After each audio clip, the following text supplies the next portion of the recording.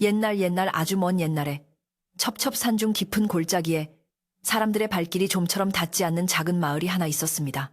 그 마을은 산세가 험하고 겨울이 되면 눈이 허리춤까지 쌓여 봄이 오기 전까지는 바깥 세상과 단절되다시피 하는 곳이었습니다. 산짐승들의 울음소리가 밤마다 들려오고 거센 바람이 나무를 흔드는 소리가 자장가처럼 들리는 그런 외진 곳이었지요. 그 마을 가장 끄트머리 산으로 올라가는 입구에 다 쓰러져가는 초가집 한 채가 위태롭게 서 있었습니다. 지붕을 덮은 볏짚은 오래되어 검게 변했고 흙벽 곳곳에는 금이가 찬바람이 숭숭 들어오는 가난한 집이었습니다. 바로 그곳에 병든 노모를 모시고 사는 효자 강보가 살고 있었습니다. 강보네 집은 마을에서도 가장 가난하여 끼니를 잇기조차 어려운 형편이었습니다. 아버지는 강보가 어릴 적 산에 나무를 하러 갔다가 변을 당해 돌아가셨고 홀로 남은 어머니가 남의 집 허드렛 일을 하며 어렵게 아들을 키웠습니다. 하지만 세월의 모진 풍파와 고된 노동은 어머니의 몸을 망가뜨렸고 강보가 장성하여 이제 막 효도를 하려 할 즈음 어머니는 자리에 눕고 말았습니다. 어머니의 병은 날이 갈수록 깊어져 이제는 혼자 힘으로 일어나 앉는 것조차 힘겨운 상황이었습니다. 강보는 그런 어머니를 지극정성으로 보살폈으나 가난이라는 굴레는 그들의 목을 점점 더 조여오고 있었습니다. 겨울바람이 문풍지를 세차게 흔들 때마다 방 안에 누운 어머니의 기침 소리도 덩달아 거칠어졌습니다. 어느 추운 겨울날 새벽, 강보는 잠을 이루지 못하고 뒤척이다 자리에서 일어났습니다. 방 윗목에 놓인 자릿기 그릇에 물이 꽁꽁 얼어붙을 만큼 매서운 추위가 방 안을 감돌고 있었습니다. 그는 얇은 소미불 하나에 의지해 가쁜 숨을 몰아쉬는 어머니의 얼굴을 가만히 들여다보았습니다. 앙상하게 마른 어머니의 뺨은 핏기 하나 없이 창백했고 뼈만 남은 손은 이불 밖으로 힘없이 나와 있었습니다. 강보는 행여나 자신의 차가운 손이 어머니를 놀라게 할까봐 두 손을 겨드랑이에 끼워 한참을 녹인 뒤에야 조심스럽게 어머니의 이불을 어깨까지 끌어올려 덮어드렸습니다. 그의 눈가에는 어느새 그렁그렁한 물기가 맺혀 있었습니다. 강보는 조용히 부엌으로 나와 아궁이 앞죽으려 앉았습니다. 어제 산에서 주워온 마른 솔가지 몇 개를 아궁이에 넣고 불을 지폈지만 며칠째 제대로 된 밥을 짓지 못한 솥은 싸늘하게 식어 있었습니다. 부엌 한 구석에 놓인 쌀독 뚜껑을 열어보았으나 그 안은 이미 오래전에 바닥을 드러낸 상태였습니다. 손을 깊숙이 넣어 바닥을 훑어보았지만 잡히는 것은 차가운 독의 질감과 희미한 쌀겨 가루뿐이었습니다. 강보는 깊은 한숨을 내쉬며 텅 빈 쌀독을 멍하니 바라보았습니다. 당장 오늘 아침 어머니께 드릴 미음조차 끓일 쌀이 없다는 사실이 그의 가슴을 먹먹하게 만들었습니다. 그때 부엌 선반 구석에 헝겊으로 싸둔 작은 꾸러미가 강보의 눈에 들어왔습니다. 그것은 며칠 전 이웃집 할머니가 몰래 쥐어준 보리쌀 한 줌이었습니다. 강보는 떨리는 손으로 꾸러미를 풀어보았습니다. 성인 남자의 주먹 하나도 채 되지 않을 적은 양이었지만 지금 강보에게는 세상 무엇보다 귀한 보물이었습니다. 그는 이 쌀로 묽은 죽을 쑤어 어머니께 드릴까 생각했지만 어머니가 며칠째 곡기를 끈다시피 하여 기력이 쇠한 상태라 씹을 힘조차 없다는 것이 마음에 걸렸습니다. 고민 끝에 그는 이 쌀을 밥으로 지어 으깬 뒤 작고 단단한 주먹밥 하나를 만들기로 결심했습니다. 혹시나 자신이 약초를 구하러 간 사이 어머니가 허기를 느끼시면 조금씩 떼어 드실 수 있게 하기 위함이었습니다. 강보는 정성스럽게 밥을 지어 소금을 아주 조금 치고 손바닥에 밥을 올려 꾹꾹 눌러 주먹밥을 만들었습니다. 밥알 하나하나가 으깨어지며 찰기가 생기도록 온 힘을 다해 뭉쳤습니다. 완성된 주먹밥은 그의 주먹만 한 크기였지만 그 안에는 강보의 간절한 마음과 효심이 고스란히 담겨 있었습니다.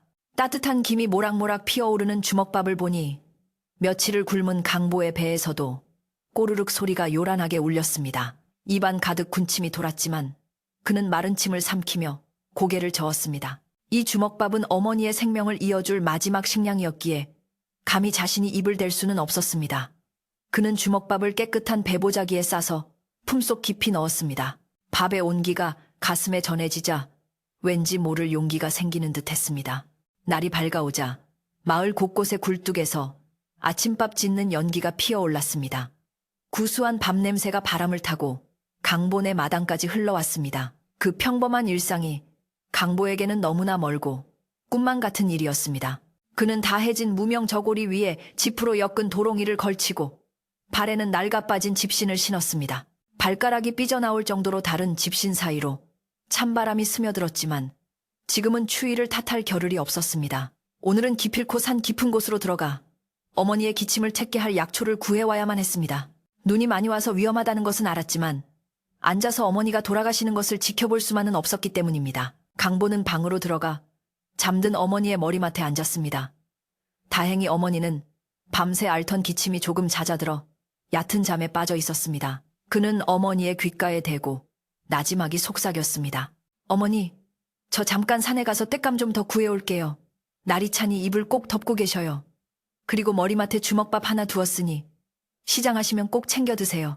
어머니는 꿈결인지 희미하게 고개를 끄덕이셨습니다. 강보는 차마 떨어지지 않는 발걸음을 옮겨 방문을 나섰습니다. 문을 닫는 그의 손끝이 미세하게 떨렸습니다. 어쩌면 이것이 마지막 인사가 될지도 모른다는 불길한 생각이 스쳤지만 그는 애써 고개를 저으며 그 생각을 떨쳐내려 했습니다. 마당에 나서자마자 살을 애는 듯한 칼바람이 강보의 얼굴을 때렸습니다. 하늘은 금방이라도 눈을 쏟아낼 듯 잔뜩 흐려 있었고 앙상한 나뭇가지들은 바람에 부대끼며 기괴한 소리를 내고 있었습니다. 강보네 집 마당에는 그 흔한 장독대 하나 제대로 된 것이 없었고 널어놓은 시래기도 다 떨어져 텅 빈 줄만 바람에 흔들리고 있었습니다. 그 황량한 풍경은 마치 강보의 처지를 대변해주는 듯했습니다. 그는 옷깃을 단단히 여미고 낫 한 자루와 지팡이로 쓸 굵은 나뭇가지 하나를 챙겨 들었습니다. 그의 눈빛만은 추위에도 아랑곳하지 않고 형형하게 빛나고 있었습니다. 마을 어귀를 지나는데 이웃집 사는 덕칠네 아주머니가 우물가에서 물을 샜다가 강보를 발견하고 말을 걸었습니다. 아니, 강보 총각 아니가? 이 엄동설하네. 그 얇은 옷을 입고 어딜 가려는 게야? 산에 눈이 많이 쌓여서 짐승들도 내려오지 못하는 판국에 설마 산에 가려는 건 아니지? 아주머니의 목소리에는 걱정과 안타까움이 섞여 있었습니다. 강보는 걸음을 멈추고 공손하게 허리를 숙여 인사를 올렸습니다. 예, 아주머니. 어머니 기침이 너무 심하셔서 도라지라도 좀 캐볼까 하고요. 그냥 집에만 있자니 마음이 편치 않아서 다녀오려고 합니다. 그는 짐짓 밝은 표정을 지으며 대답했습니다. 덕칠네 아주머니는 혀를 끌끌 차며 물이 뚝뚝 떨어지는 바가지를 내려놓고 강보에게 다가왔습니다. 아이고, 이 사람아. 효심 지극한 건 알겠네만 목숨이 중하지. 어제 아랫마을 김영감도 산에 갔다가 멧돼지를 만나서 혼쭐이 났다던데. 지금 산에는 굶주린 짐승들이 독이 바짝 올라서 사람을 보면 덤벼든다네. 그냥 돌아가게나. 응? 아주머니는 진심으로 강보를 만류했습니다. 하지만 강보는 씁쓸한 미소를 지으며 고개를 저을 뿐이었습니다.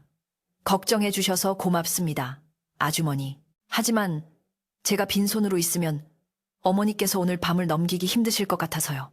조심히 다녀오겠습니다. 강보가 고집을 꺾지 않자 아주머니는 한숨을 내쉬며 품속에서 따뜻한 삶은 감자 2알을 꺼내 강보의 손에 쥐어주었습니다.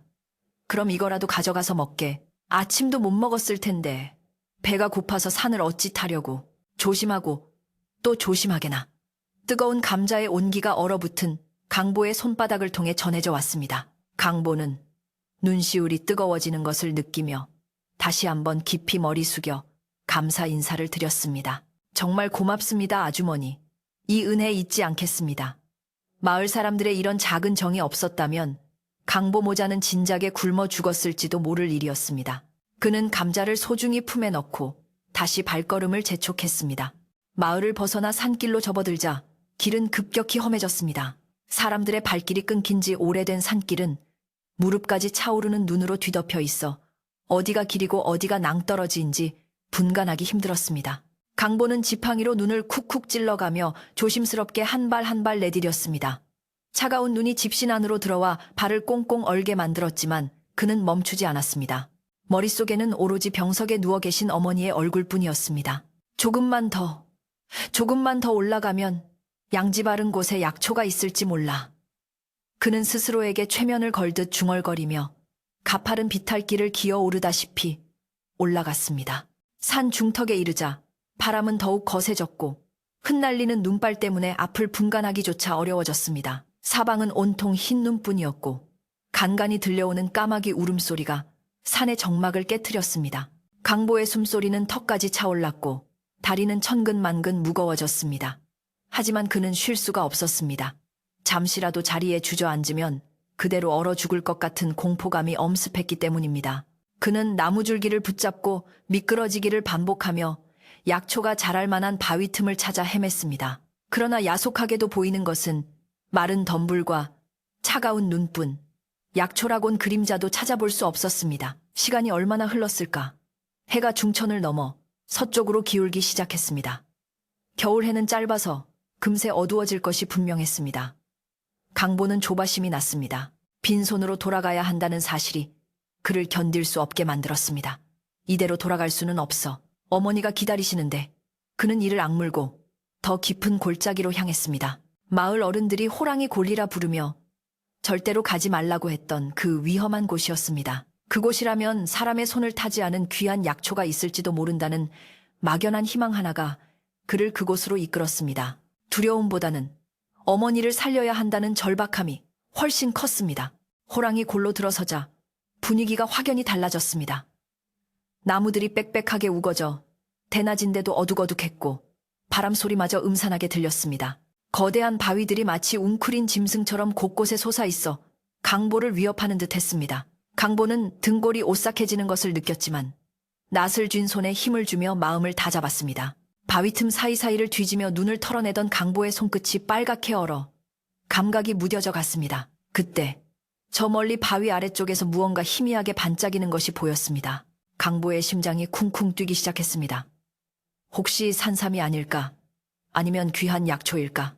그는 미끄러운 눈길을 굴러가듯 내려가 반짝이는 것을 확인하려 했습니다. 그러나 가까이 다가갔을 때 그가 본 것은 약초가 아니라 눈 위에 떨어진 붉은 핏자국이었습니다. 선명한 핏자국은 뚝뚝 떨어져 숲의 더 깊은 안쪽으로 이어져 있었습니다. 강보는 멈칫했습니다. 짐승이 다친 것일까? 아니면 누군가 사냥을 한 것일까? 본능적으로 위험을 감지한 그는 뒷걸음질 치려 했지만 호기심과 혹시 모를 횡재수에 대한 기대감이 발목을 잡았습니다. 만약 죽은 짐승이라면 그 고기를 가져다가 어머니께 고깃국이라도 끓여드릴 수 있을 거라는 생각이 스쳤던 것입니다. 강보는 조심스럽게 핏자국을 따라 발걸음을 옮겼습니다. 핏자국은 커다란 동굴 입구 쪽으로 이어져 있었습니다. 동굴 입구에는 거친 짐승의 털뭉치가 떨어져 있었고 안에서는 그르렁거리는 낮은 울음소리가 들려왔습니다. 그 소리는 고통에 찬 신음소리 같기도 했고 침입자를 경계하는 위협적인 소리 같기도 했습니다. 강보는 침을 꼴깍 삼켰습니다. 다리가 후들거렸지만 그는 용기를 내어 동굴 안을 살짝 들여다보았습니다. 어둠에 익숙해진 그의 눈에 서서히 거대한 형체가 드러나기 시작했습니다. 그것은 집채만 한 호랑이였습니다. 하지만 산을 호령하던 위풍당당한 모습은 온데간데 없고 한쪽 뒷다리가 덫에 걸린 듯 심하게 찢겨 피를 흘리며 쓰러져 있는 늙은 호랑이였습니다. 호랑이의 눈빛은 고통으로 흐려져 있었고 거친 숨을 몰아쉴 때마다 허연 입김이 뿜어져 나왔습니다. 강보는 그 자리에서 얼어붙고 말았습니다. 도망쳐야 한다는 생각과 동시에 눈앞에 생명이 겪고 있는 고통이 너무나 처절하게 다가왔습니다. 산군이라 불리는 존재의 비참한 모습 앞에서 강보는 두려움보다 먼저 기이한 연민을 느꼈습니다. 이것이 강보와 늙은 호랑이의 운명적인 만남의 시작이었습니다. 강보는 그 자리에 못 박힌 듯 서서 거친 숨을 몰아쉬는 호랑이를 바라보았습니다. 호랑이는 산중의 왕, 산군 산준이라 불리며 사람들에게 공포의 대상이었지만 지금 강보의 눈앞에 있는 녀석은 이빨 빠진 늙은 고양이처럼 처량하기 그지없었습니다. 털은 윤기를 잃어 푸석푸석했고 앙상하게 드러난 갈비뼈는 녀석이 굶주린 지 꽤 오래되었음을 말해주고 있었습니다. 호랑이는 강보를 보고도 으르렁거리거나 달려들 기운조차 없어 보였습니다.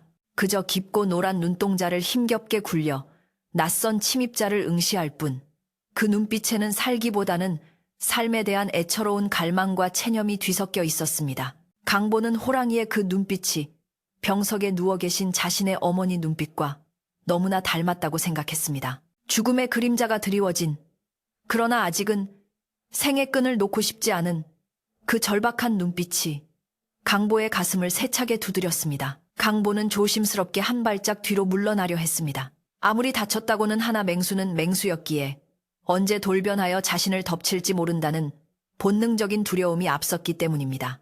하지만 그때 호랑이가 고통스러운 듯 낮은 신음소리를 내며 다친 뒷다리를 움찔거렸습니다. 강보의 시선이 호랑이의 상처 부위에 머물렀습니다. 녀석의 발목은 날카로운 바위 틈에 끼었던 것인지 아니면 사냥꾼의 덫에 걸렸다 빠져나온 것인지 뼈가 보일 정도로 살점이 뜯겨나가 붉은 피가 엉겨 붙어 있었습니다. 상처는 이미 타슬대로 타사 썩어가는 냄새가 진동했고 그 고통이 얼마나 심할지는 짐작조차 가지 않았습니다. 강보는 발길을 돌리려던 마음을 멈추고 다시 호랑이를 바라보았습니다. 저대로 두면 오늘 밤을 넘기지 못하고 죽을 텐데 하는 생각이 뇌리를 스쳤습니다. 마을 어른들의 말씀이 떠올랐습니다. 산군은 산을 지키는 영물이라 함부로 해하면 대대손손 화를 입지만 어려움에 처한 산군을 도우면 큰 복을 받는다는 예지약이 말입니다. 하지만 강보에게는 복을 바라는 마음보다는 눈앞에서 죽어가는 생명에 대한 연민이 더 컸습니다. 그는 낫을 쥔 손을 등 뒤로 감추고 아주 천천히 마치 아기를 달래듯 부드러운 목소리로 호랑이에게 말을 걸었습니다. 네가 많이 아프구나. 내가 너를 해치려는 게 아니란다. 나도 어머니 약을 구하러 왔다가 길을 잃었을 뿐이야. 강보의 목소리는 추위와 공포로 인해 가늘게 떨렸지만 그 안에 담긴 진심은 차가운 동굴한 공기를 따뜻하게 데우는 듯 했습니다. 호랑이는 알아들었는지 못 알아들었는지 가만히 강보를 주시하며 거친 숨만 몰아쉴 뿐이었습니다. 강보는 용기를 내어 호랑이 쪽으로 한 걸음 더 다가갔습니다.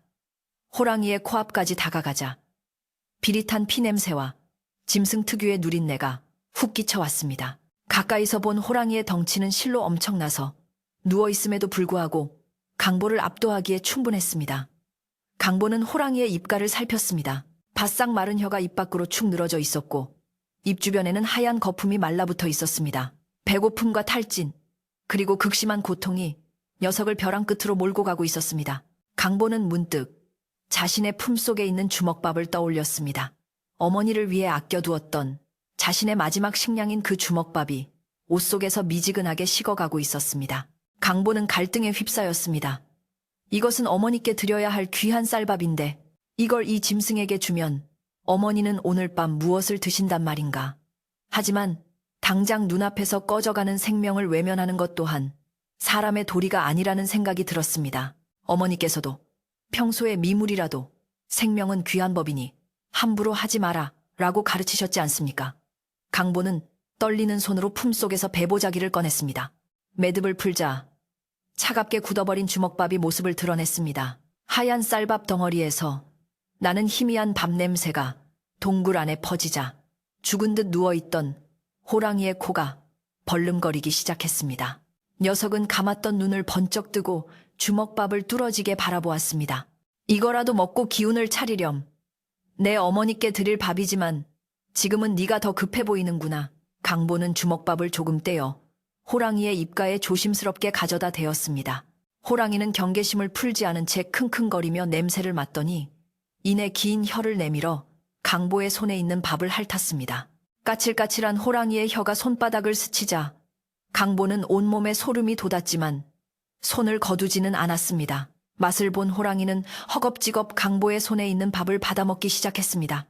그 거대한 맹수가 고작 주먹만 한 밥덩어리에 매달려 허기를 채우는 모습은 애처롭기 그지없었습니다. 강보는 나머지 주먹밥도 모두 떼어 호랑이에게 먹여주었습니다. 자신의 배에서도 꼬르륵 소리가 요란했지만 호랑이가 먹는 모습만 봐도 이상하게 배가 부른 듯했습니다. 주먹밥을 다 먹은 호랑이는 한결 편안해진 표정으로 강보를 바라보았습니다.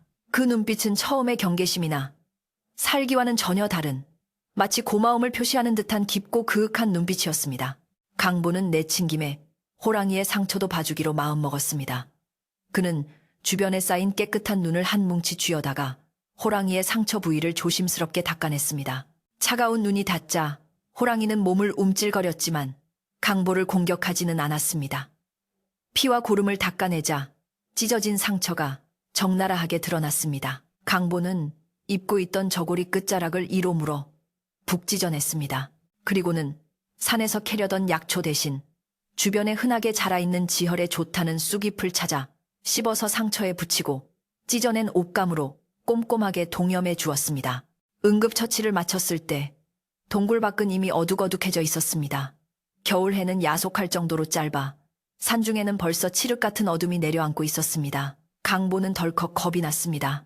빈손으로, 그것도 밤중에 눈 덮인 산을 내려가는 것은 자살 행위나 다름없었기 때문입니다. 무엇보다 어머니가 기다리고 계실 텐데 약초는커녕 자신의 옷까지 찢어 짐승을 치료해주고 빈손으로 돌아가는 꼴이라니 불효막심하다는 자책감이 밀려왔습니다. 그는 호랑이에게 작별 인사를 건넸습니다. 이제 가봐야겠다. 부디 상처가 잘 아물어서 다시 산을 호령하렴.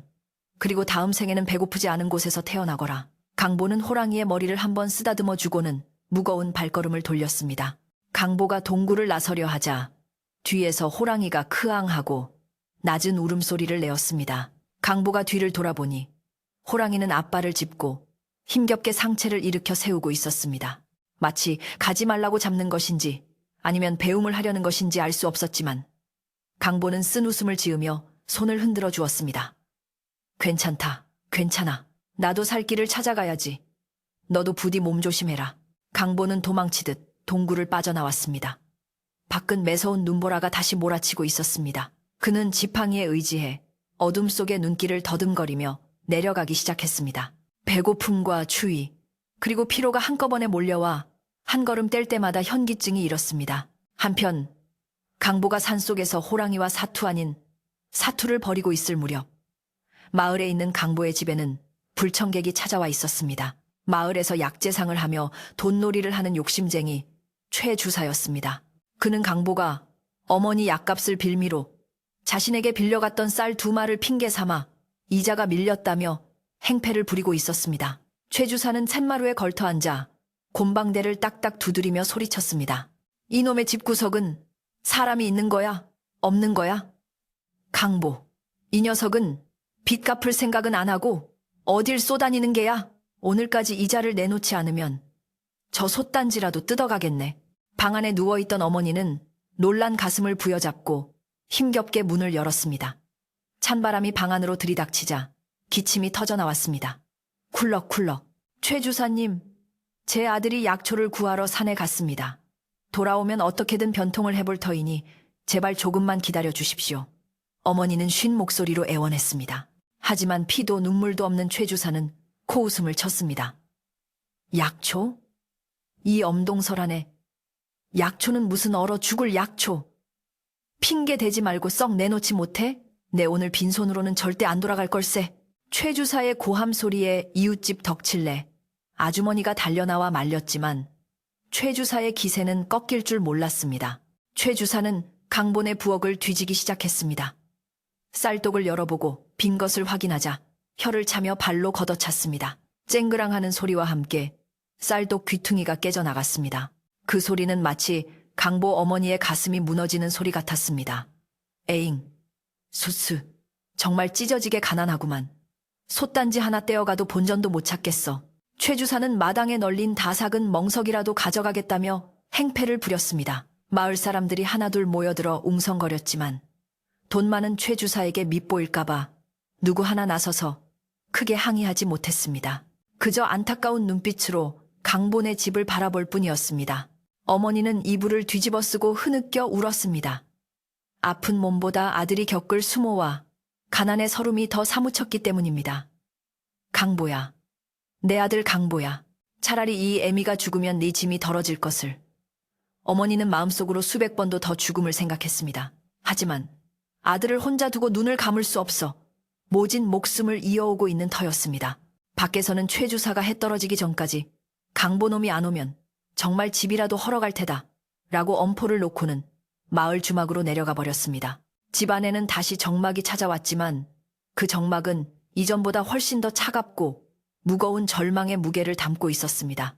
산길을 내려오던 강보는 멀리서 보이는 마을의 불빛을 보며 안도의 한숨을 내쉬었지만 동시에 가슴이 답답해져 옴을 느꼈습니다. 빈손으로 돌아가는 자신을 보며 실망할 어머니의 얼굴이 떠올랐기 때문입니다. 그는 최 주사가 다녀갔다는 사실은 꿈에도 모른 채 그저 오늘 밤 어머니께 드릴 말씀만을 고민하며 터벅터벅 걸었습니다. 눈발은 더욱 거세져 앞이 잘 보이지 않았고 발가락의 감각은 이미 사라진 지 오래였습니다. 몇 번이나 눈구덩이에 빠지고 넘어지며 굴러내려온 탓에 그의 옷은 흙투성이가 되었고 얼굴과 손은 여기저기 긁혀 피가 맺혀 있었습니다. 그 몰골은 마치 산짐승과 싸우다 온 사람처럼 처참했습니다. 마을 어귀에 다다랐을 때 덕칠네 아주머니가 발을 동동 구르며 강보를 기다리고 있었습니다. 아이고 강보야, 이제야 오는구나. 내가 얼마나 걱정했는지 아느냐. 아주머니는 강보를 보자마자 달려와 그의 손을 잡았습니다. 강보는 면목이 없어 고개를 들지 못했습니다. 죄송합니다, 아주머니. 약초를 구하지 못했습니다. 기어들어가는 목소리로 대답하는 강보를 보며 아주머니는 한숨을 내쉬었습니다. 약초가 대수냐? 살아서 돌아왔으면 됐지. 헌데 큰일이다. 아까 낮에 최 주사가 다녀갔어. 빛 독촉을 얼마나 심하게 하던지 내 어머니가 놀라서 기절하실 뻔했다니까. 강보의 눈이 휘둥그레졌습니다. 최 주사님이요? 아니, 분명 다음 달까지 기다려주신다고 했는데. 강보는 피가 거꾸로 솟는 듯 했습니다. 아픈 어머니를 괴롭혔다는 사실에 화가 치밀어 올랐지만 당장 갚을 돈이 없다는 현실이 그를 비참하게 만들었습니다. 그는 입술을 깨물며 집 쪽으로 달리기 시작했습니다. 지친 다리에 어디서 그런 힘이 났는지 순식간에 집마당에 도착했습니다. 마당은 난장판이 되어 있었고 부엌문은 열린 채 덜컹거리고 있었습니다. 깨진 쌀떡 조각이 눈 위에 흩어져 있는 것을 본 강보는 가슴이 미어지는 것 같았습니다. 방문을 열고 들어서자 어머니는 윗목에 웅크리고 누워 계셨습니다. 인기척에 놀라 몸을 떠는 어머니를 보며 강보는 와락 어머니를 끌어안았습니다. 어머니, 저 왔습니다. 강보가 왔어요. 늦어서 죄송합니다. 어머니. 강보의 눈에서 참았던 눈물이 왈칵 쏟아져 내렸습니다. 어머니는 아들의 차가운 볼을 더듬으며 힘없는 목소리로 말했습니다. 왔느냐? 살아 돌아왔으니 되었다. 나는 괜찮다. 아무렇지도 않다. 하지만 어머니의 목소리는 떨리고 있었고 몸은 불덩이처럼 뜨거웠습니다. 강보는 죄송함과 무력감에 어머니를 안고 한참을 소리 없이 울었습니다. 밤은 깊어만 갔습니다. 밖에서는 눈보라가 더욱 거세게 몰아치며 초가집을 삼킬 듯 위협했습니다. 택감도 떨어져가는 방 안은 냉골이나 다름없었습니다. 강보는 어머니의 손을 꼭 잡고 밤을 지새웠습니다. 배고픔도 잊은 채 오직 어머니의 숨소리에만 귀를 기울였습니다. 그때였습니다. 자정이 넘은 깊은 밤, 마을의 개들이 일제히 짖어대기 시작했습니다. 컹컹 짖던 개들이 갑자기 깨갱하며 꼬리를 말고 조용해지더니 사위가 쥐 죽은 듯 고요해졌습니다. 그리고 잠시 후 강보네 집 마당 쪽에서 묵직한 발소리가 들려왔습니다. 저벅저벅. 사람의 발소리라고 하기엔 너무나 무겁고 신중한 짐승의 발소리였습니다. 강보는 숨을 죽였습니다. 밖에서 나는 소리는 분명 마당으로 들어오고 있었습니다. 쿵 하는 둔탁한 소리가 마당 한가운데서 났습니다. 마치 무언가 무거운 물건을 내려놓는 듯한 소리였습니다. 그리고 거친 숨소리가 문풍지 너머로 생생하게 들려왔습니다. 푸르르, 킁킁.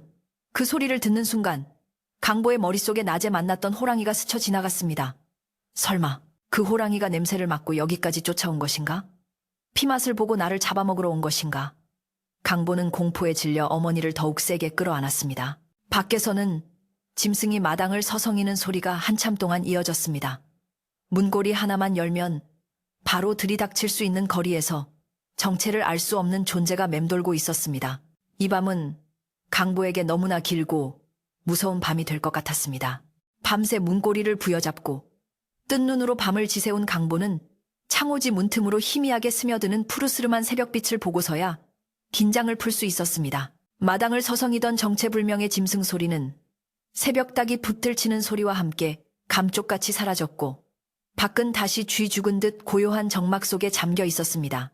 강보는 굳어버린 몸을 힘겹게 일으켜 세우며 혹시나 밖에서 무슨 일이 벌어졌을지 모른다는 불안감에 마른 침을 삼켰습니다. 어머니는 다행히 밤새 별일 없이 주무시고 계셨지만 숨소리가 어제보다 훨씬 얕고 불규칙하게 들려 강보의 마음을 타들어가게 했습니다. 그는 조심스럽게 방문을 열고 밖을 내다볼 채비를 했습니다. 밤새 몰아치던 눈보라가 멈춘 밖은 세상이 온통 하얗게 변해 있었습니다. 조심스레 방문을 열자마자 차갑고 상쾌한 새벽 공기가 폐부 깊숙이 들어와 밤새 쌓인 공포와 피로를 씻어주는 듯 했습니다.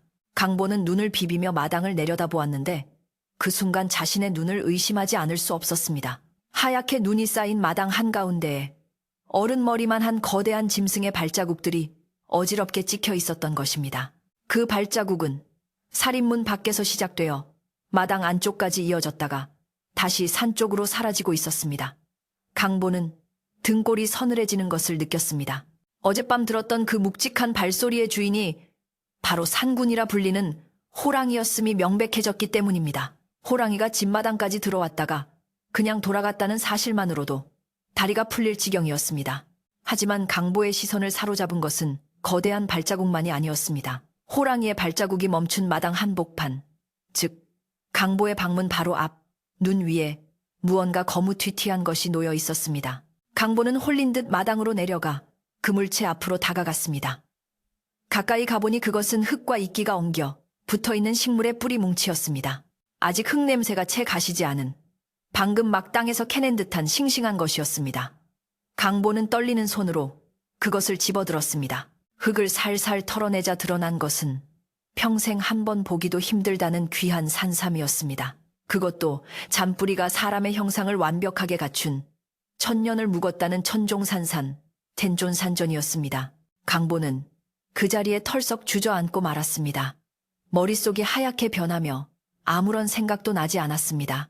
어젯밤 자신이 주먹밥을 나누어주고 상처를 치료해준 그 늙은 호랑이가 은혜를 갚기 위해 이 귀한 것을 물어다 놓고 간 것이 분명했습니다. 산신령이 아니고서야 어찌 이런 기적 같은 일이 일어날 수 있단 말입니까? 강보는 산삼을 두 손으로 공손히 받쳐들고 호랑이의 발자국이 사라진 산 쪽을 향해 큰 절을 올렸습니다. 고맙습니다. 정말 고맙습니다. 이 은혜 죽어서도 잊지 않겠습니다. 그의 눈에서 뜨거운 눈물이 볼을 타고 흘러내려 차가운 눈 위에 떨어졌습니다. 산삼에서 풍겨나오는 그윽하고 진한 향기가 온 마당을 가득 채우며 코끝을 맴돌았습니다. 강보는 서둘러 산삼을 품에 안고 부엌으로 들어갔습니다. 누가 볼세라 부엌 문을 단단히 걸어 잠그고 가슴을 쓸어내렸습니다. 이 귀한 약초라면 죽어가는 어머니도 살릴 수 있을 것이라는 확신이 들었습니다. 그는 떨리는 손으로 물을 길어와 산삼에 묻은 흙을 조심스럽게 씻어냈습니다. 흙이 씻겨나가자 산삼은 마치 살아있는 생명체처럼 신비로운 황금빛 윤기를 띠었습니다. 강보는 약탕관을 꺼내 깨끗이 닦고 정한수를 받아 산삼을 통째로 넣었습니다. 아궁이에 불을 지피는 그의 손길에는 그 어느 때보다 간절한 정성이 담겨 있었습니다. 타닥타닥 타오르는 장작불 소리가 마치 희망의 노래처럼 들려왔습니다. 약탕관에서 김이 오르기 시작하자 상상할 수 없을 만큼 깊고 진한 향기가 초가집 담장을 넘어 골목길까지 퍼져나갔습니다. 그것은 일반적인 약초 냄새와는 차원이 다른, 맞는 순간 정신이 맑아지고 기운이 솟는 듯한 신령스러운 향기였습니다. 때마침 아침밥을 짓기 위해 나온 이웃집 덕칠네 아주머니가 그 냄새를 맡고 고개를 갸웃거렸습니다. 이게 무슨 냄새지? 강보네 집에서 나는 것 같은데 쌀도 없다던 집에 무슨 귀한 약 다리는 냄새가 난담? 아주머니는 호기심을 참지 못하고 강보네 집 마당으로 들어섰습니다. 그리고 마당에 찍힌 거대한 호랑이 발자국을 보고는 악! 하고 비명을 지르며 엉덩방아를 뺏었습니다. 아주머니의 비명 소리에 놀라 동네 사람들이 하나둘씩 모여들었습니다. 삽과 쿠비를 들고 달려온 마을 사람들은 강보네 마당에 찍힌 선명한 호랑이 발자국을 보고 모두 사색이 되었습니다. 이게 무슨 일이야? 집채만한 호랑이가 마을까지 내려오다니. 강보는? 강보 모자는 무사한가? 사람들은 웅성거리며 강보를 불렀습니다. 부엌에서 약을 다리던 강보는 사람들의 소리에 놀라 밖으로 나왔습니다. 저는 괜찮습니다. 어머니도 무사하십니다. 강보가 덤덤하게 말하자 사람들은 안도의 한숨을 내쉬었지만 여전히 공포에 질린 눈으로 발자국과 강보를 번갈아 쳐다보았습니다. 그리고 부엌에서 흘러나오는 기이한 향기에 코를 벌름거리며 의아해했습니다. 그때 마을 어귀에서 거드름을 피우며 나타난 사람이 있었으니 바로 최 주사였습니다. 그는 어제 강보네 집을 쑥대밭으로 만들고도 분이 풀리지 않았는지 아침부터 빛 독촉을 하러 오던 참이었습니다. 사람들이 모여 있는 것을 보고 무슨 구경거리라도 났나 싶어 비집고 들어온 최 주사는 마당에 호랑이 발자국을 보고 흠칫 놀랐으나 이내 강보를 보며 비아냥거렸습니다. 호랑이가 왔다 갔다는데 멀쩡히 살아있는 걸 보니 명줄 하나는 질기구먼. 헌데 이 냄새는 또 뭔가. 돈 없다더니 웬만한 부잣집에서도 맡기 힘든 귀한 약냄새가 진동을 하는구만. 최 주사의 탐욕스러운 눈빛이 강보의 부엌 쪽을 향해 번뜩였습니다. 강보는 덜컥 겁이 났습니다. 최 주사가 산삼을 알게 된다면 빚을 핑계로 당장 빼앗아가려 들 것이 뻔했기 때문입니다. 강보는 부엌 문을 등으로 가로막으며 더듬더듬 변명했습니다. 아, 아닙니다. 그저 산에서 캐온 도라지를 좀 다리는 중입니다. 어머니 기침에 좋다고 해서. 하지만 최 주사는 콧방귀를 뀌었습니다. 도라지, 지나가는 개가 웃겠네. 내 코가 개코야. 이건 분명 천하의 명약 냄새인데 내 놈이 산에서 횡재라도 한 게지. 어제 빈손으로 왔다더니 거짓말이었어. 최 주사는 강보를 거칠게 밀치고 부엌으로 들어가려 했습니다. 강보는 필사적으로 그를 막아섰습니다. 안 됩니다. 이건 제 어머니 목숨입니다. 절대 안 됩니다. 최 주사는 강보의 저항에 더욱 기가 살았는지 고래고래 소리를 질렀습니다. 이놈이 감히 어른한테 대들어? 빚 갚을 돈은 없고 비싼 약 지어먹을 돈은 있다는 게냐? 그 약탕관 내놓아라. 내 빚 대신 가져가야겠다. 최 주사가 강보의 멱살을 잡고 흔들자 지켜보던 마을 사람들도 수군거리기 시작했습니다. 강보가 정말 산에서 뭘 캐오긴 했나 봐. 냄새가 예사롭지 않아. 산삼이라도 캔 거 아냐. 사람들의 수군거림 속에 강보는 억울하고 분해서 눈물이 날 지경이었습니다. 힘없는 자신이 어머니를 살릴 마지막 기회마저 빼앗길 위기에 처하자 그는 죽기 살기로 버텼습니다. 그때 인파를 해치고 지팡이를 짚은 마을의 최고령자인 촌장 어른이 앞으로 나섰습니다. 백발이 성성한 촌장 어른은 마당의 호랑이 발자국을 유심히 살펴보고는 공기 중에 떠도는 향기를 깊게 들이마셨습니다. 그리고는 쩌렁쩌렁한 목소리로 최 주사를 꾸짖었습니다. 멈추게. 자네는 천벌이 두렵지 않은가. 촌장 어른의 호통에 최 주사가 멈칫하며 멱살 잡은 손을 놓았습니다. 천벌이라니요? 제가 제 돈 받겠다는데 그게 무슨 천벌입니까? 최 주사가 투덜거렸지만 촌장 어른의 위엄서린 눈빛에 기가 눌려 슬금슬금 뒤로 물러났습니다. 촌장 어른은 엄숙한 표정으로 사람들을 둘러보며 말했습니다. 이 발자국을 보게. 이건 보통 호랑이가 아닐세. 산군이 다녀간 흔적이야. 그리고 이 향기는 사람의 힘으로 얻을 수 있는 것이 아니네. 산군이 효심, 지극한 강보에게 내린 선물이 분명해. 하늘이 내린 물건에 욕심을 내면 그 화가 자손에게까지 미치는 법이야. 촌장의 말에 마을 사람들은 숙연해지며 고개를 끄덕였습니다. 강보의 효심은 마을 사람들이 익히 알고 있었기에 호랑이가 감동했다는 말이 전혀 터무니없게 들리지 않았기 때문입니다. 사람들의 눈빛이 경외감으로 바뀌자 최 주사의 얼굴은 불그락푸르락해졌습니다. 하지만 탐욕에 눈이 먼 최 주사는 쉽게 물러서지 않았습니다. 산군은 무슨 산군. 우연히 호랑이가 지나간 거고 강보놈이 운 좋게 산삼을 캔 거겠지. 산삼이면 값이 얼마야. 그 정도면 내 빚을 갚고도 남을 텐데. 내가 권리를 주장하는 게 당연하지. 최 주사는 다시 팔을 걷어붙이고 부엌으로 돌진하려 했습니다.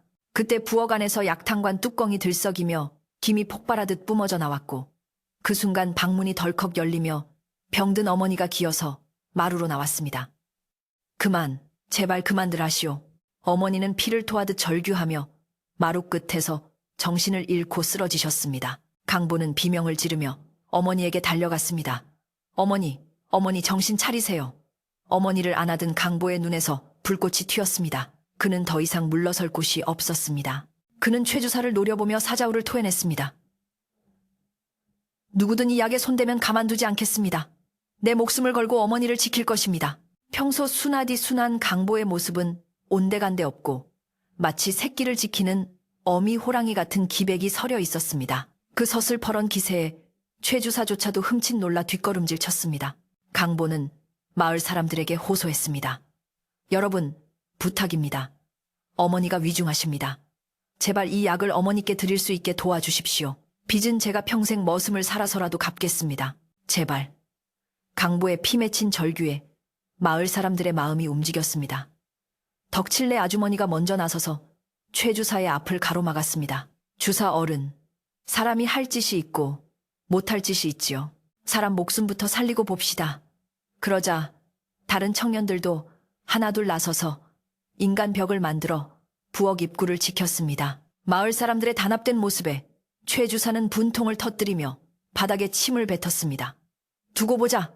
내일 관아에 고발해서라도 내 몫을 찾고 말 테다.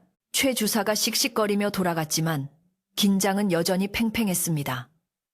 강보는 사람들의 도움을 받아 어머니를 방으로 옮기고 다 다려진 산산물을 사발에 따랐습니다. 짙은 갈색의 약물에서는 영롱한 기운이 감돌았습니다. 강보는 뜨거운 약사발을 호호 불며 식혔습니다. 그의 손은 떨리고 있었지만 눈빛만은 확신에 차 있었습니다.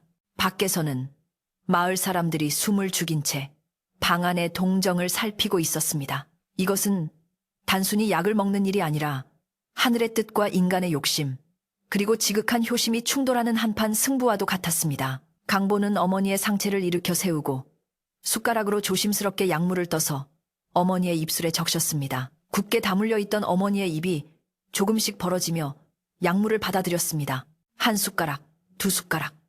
꿀꺽 삼키는 소리가 텅 빈 방 안에 울려 퍼졌습니다.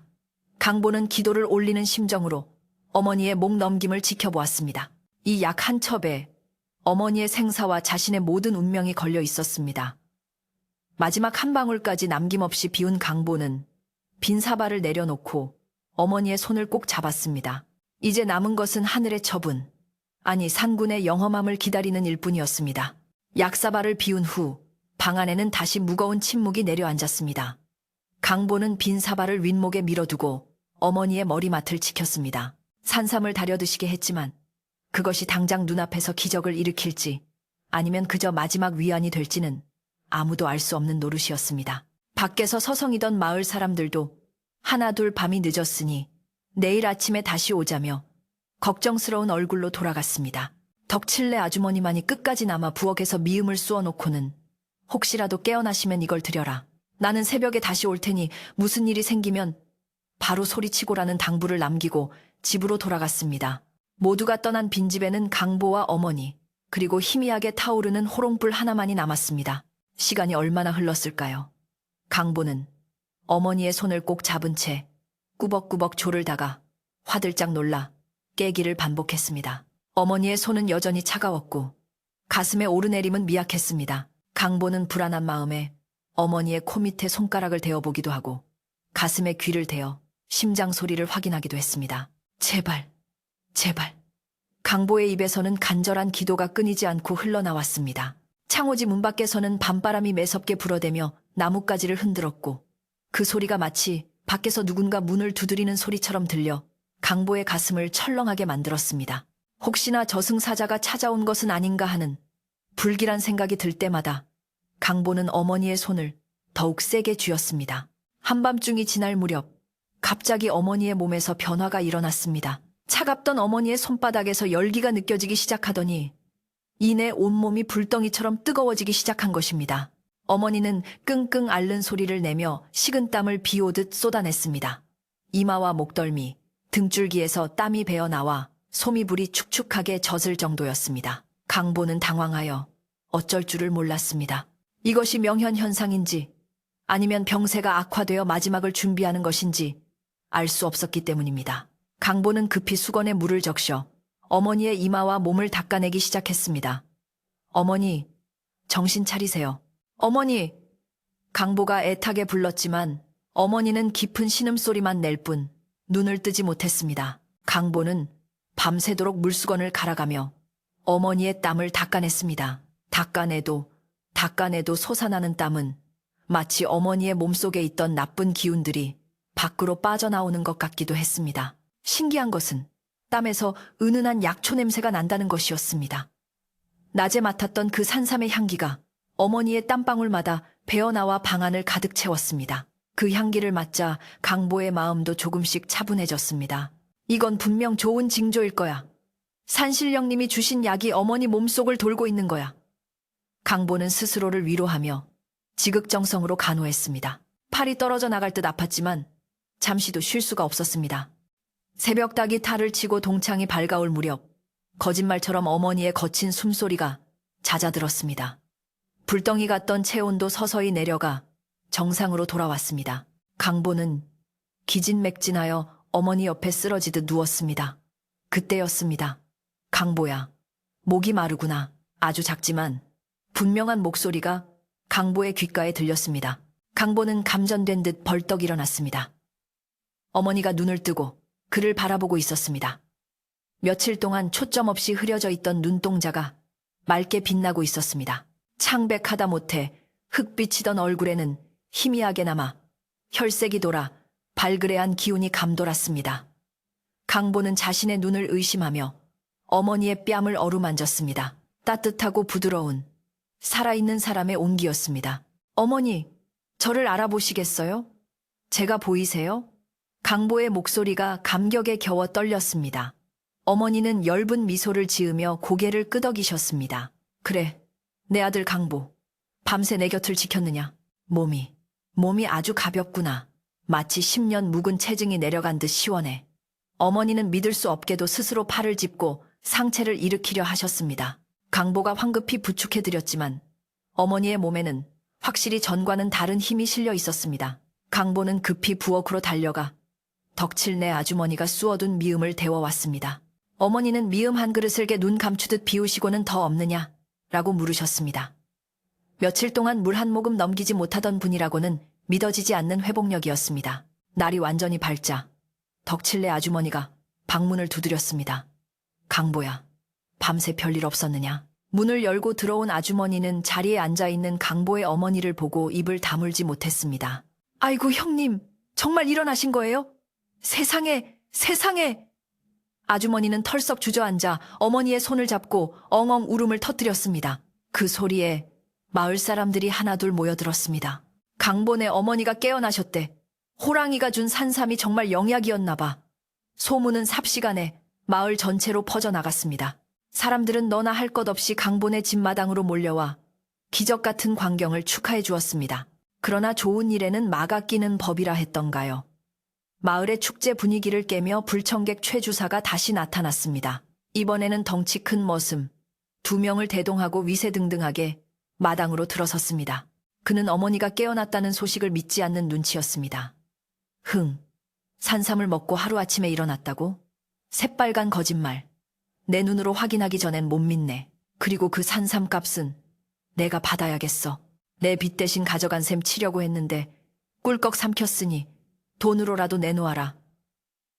최 주사는 마당에 모인 사람들을 밀치고 방문 앞으로 성큼성큼 다가왔습니다.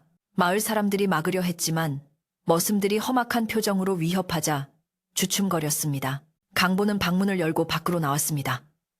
어제 겁먹고 쫓기던 강보가 아니었습니다.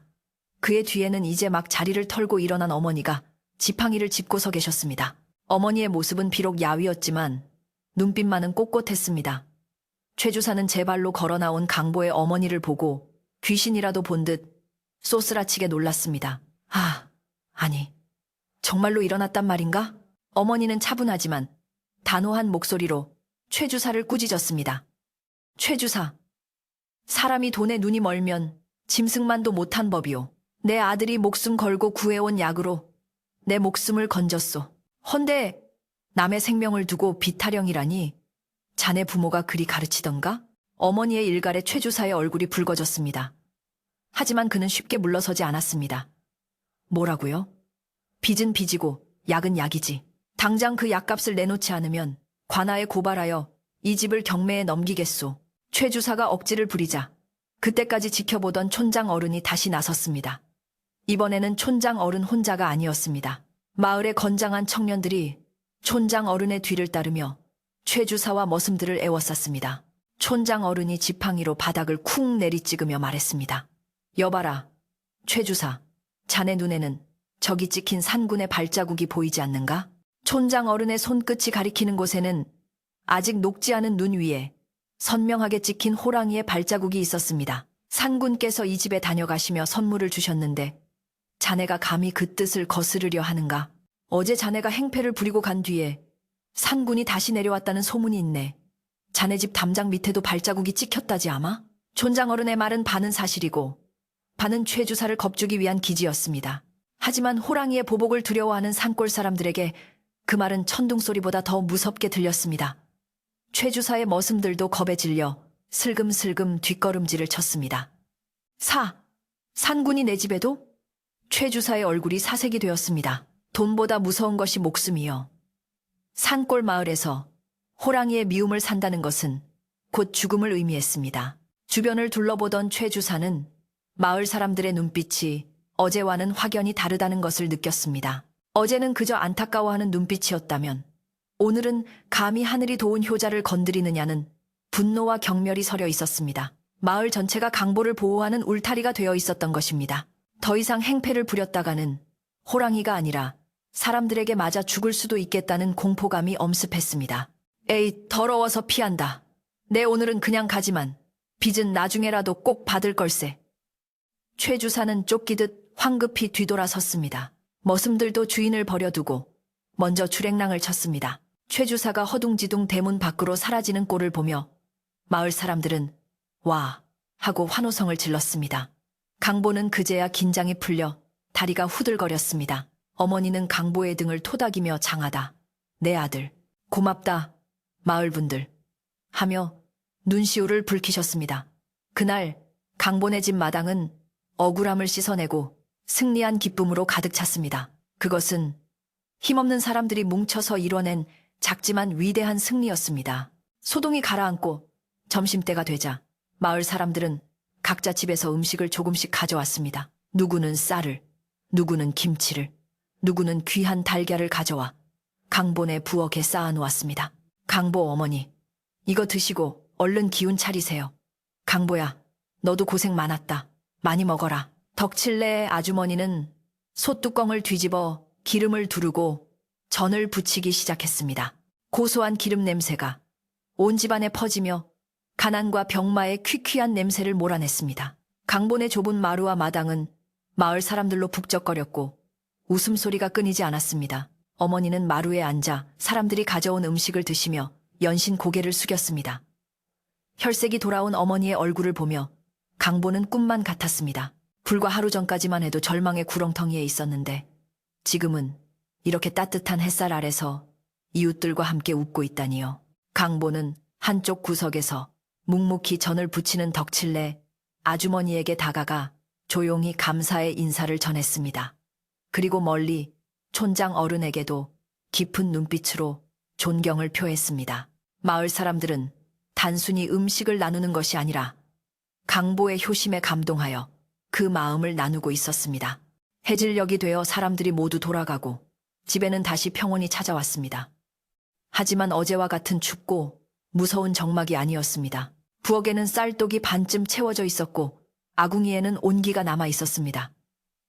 방 아랫목은 따뜻했고 어머니의 숨소리는 갓난아이처럼 평온했습니다. 강보는 마당에 나와 깨끗이 치워진 평상에 앉았습니다. 하늘에는 별이 하나둘 떠오르고 있었습니다. 그는 시선을 돌려 멀리 어둠에 잠긴 산을 바라보았습니다. 산새는 여전히 험하고 웅장했지만 더 이상 무섭게 느껴지지 않았습니다.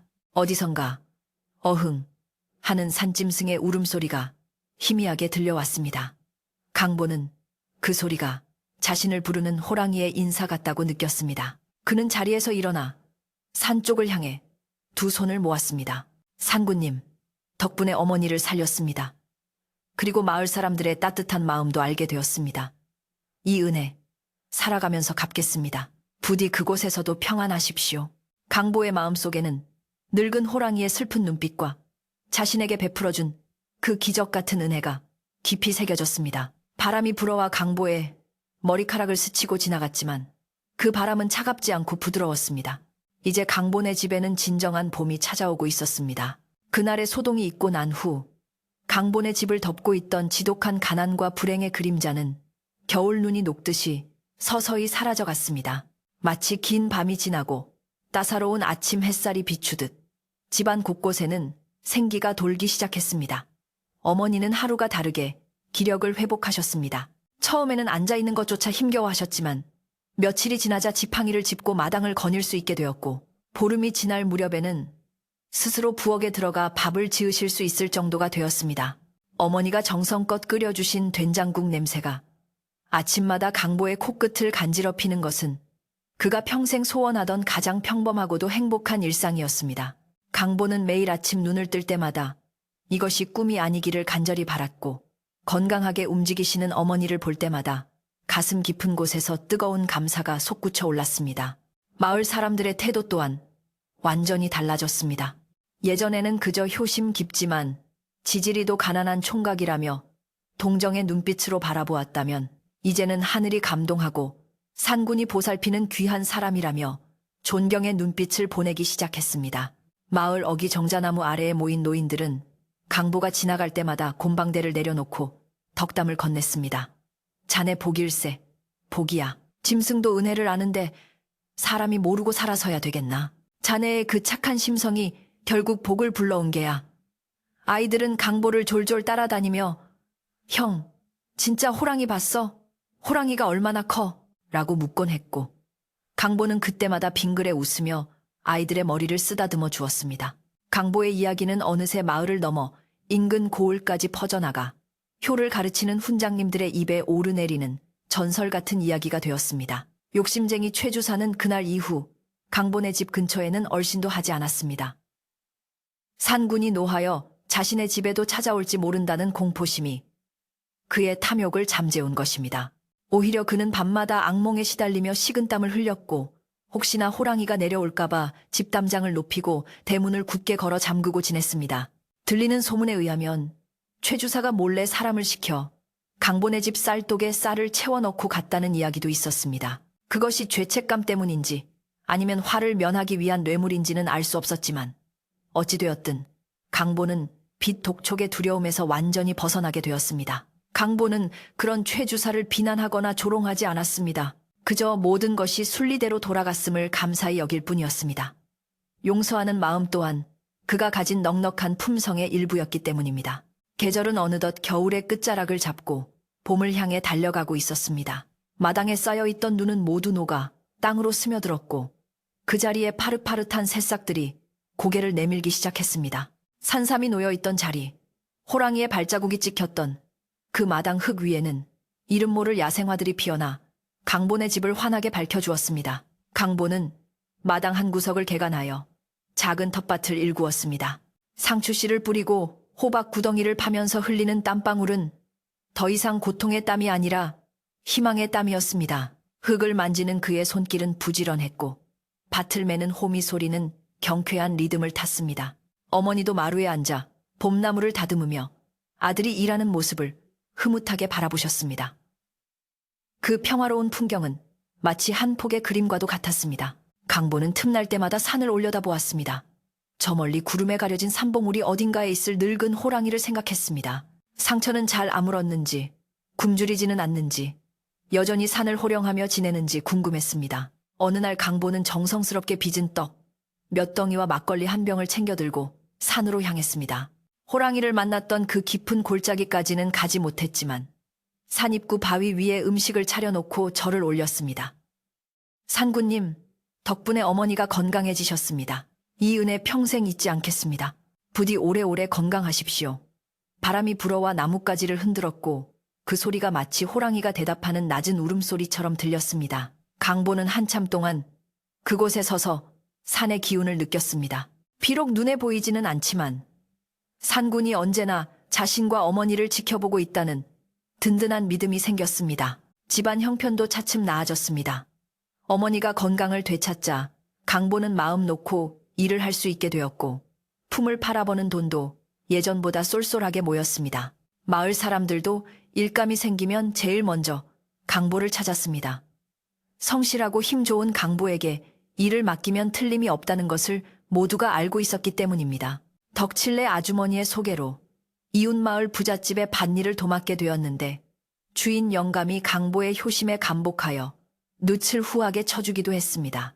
뚫어진 문풍지를 새 창호지로 바르고 낡은 지붕을 걷어내고 새 굿짚을 얹자 초가집은 제법 번듯한 모습을 갖추게 되었습니다. 비록 으리으리한 기와집은 아니었지만 비바람을 막아주고 온기를 품어주는 세상에서 가장 아늑한 보금자리였습니다. 어느 따스한 봄날 저녁, 강본의 집 굴뚝에서는 하얀 연기가 피어오르고 있었습니다. 어머니는 부엌에서 저녁밥을 짓고 계셨습니다. 가마솥에서는 하얀 쌀밥이 끓으며 구수한 밥 냄새를 풍겼고 뚝배기에서는 냉이 된장찌개가 보글보글 끓고 있었습니다. 예전에는 상상도 못했던 쌀밥과 고기가 들어간 찌개였습니다.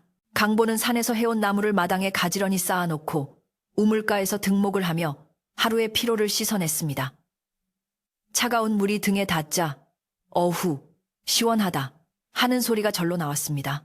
부엌에서 어머니가 강보야 밥 먹자. 씻고 얼른 들어오너라 하고 부르시는 목소리가 들렸습니다.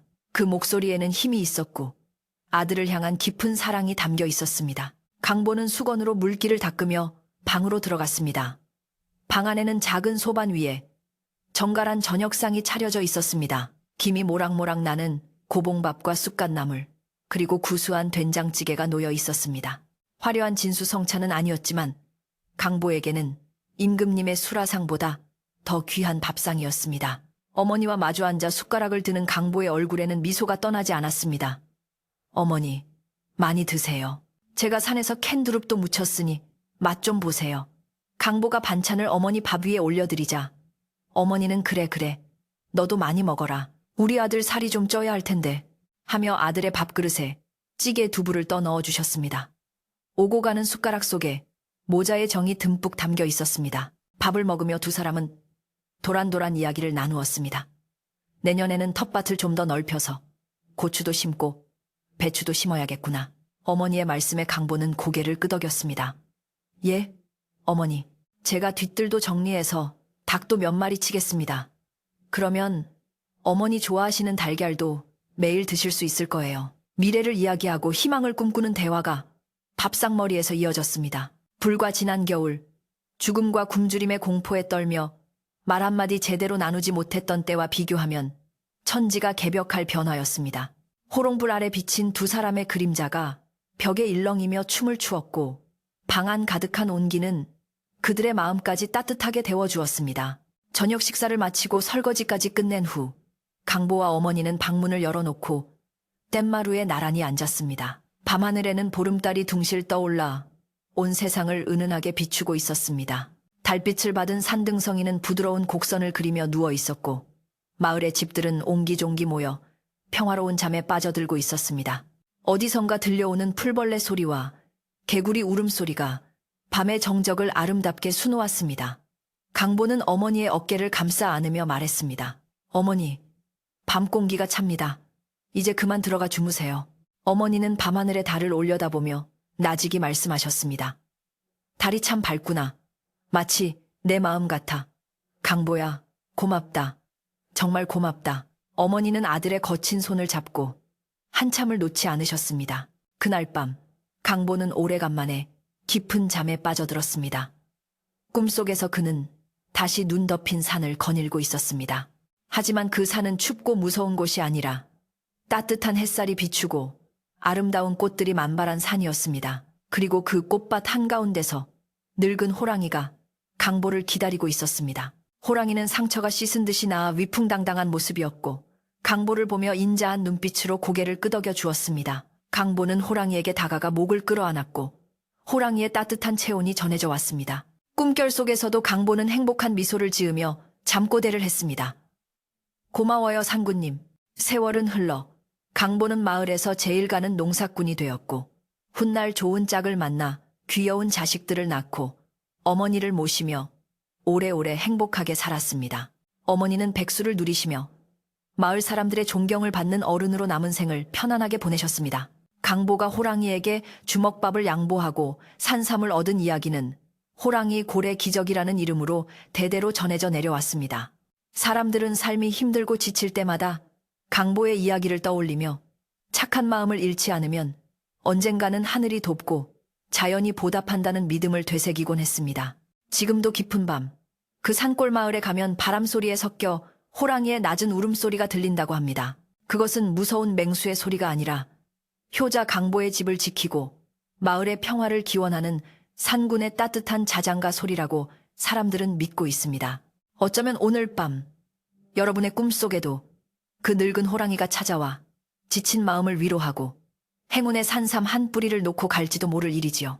착한 마음을 가진 사람에게는 언제나 기적이 일어나는 법이니까요. 자, 이제 이야기꾼의 이야기는 여기서 끝을 맺습니다. 밤이 깊었습니다. 창밖의 바람 소리도 잦아들고 세상 모든 것이 깊은 잠에 빠져드는 시간입니다. 오늘 들려드린 강보의 따뜻한 효심과 호랑이의 신비로운 우정이 여러분의 가슴 속에 작은 등불처럼 남아있기를 바랍니다. 무거운 걱정은 모두 내려놓으시고 강보네 집 아랫목처럼 따뜻하고 편안한 꿈 꾸시기를 바랍니다. 여러분 모두 안녕히 주무세요.